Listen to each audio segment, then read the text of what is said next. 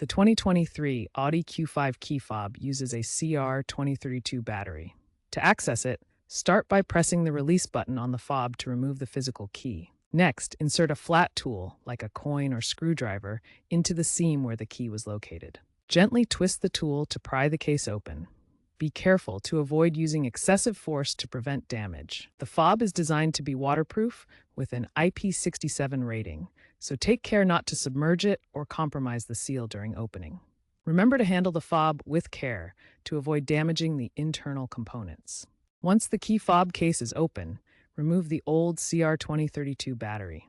Handle the battery with gloves to avoid transferring skin oils, which can cause corrosion.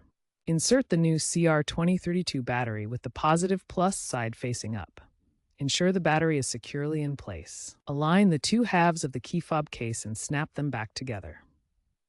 A properly closed case will maintain the fob's waterproof seal. After replacing the battery, test the key fob to ensure it functions correctly. If the fob doesn't work, double-check the battery orientation and case alignment, or consult your local dealer. Remember to recycle the old CR2032 battery at an e-waste program.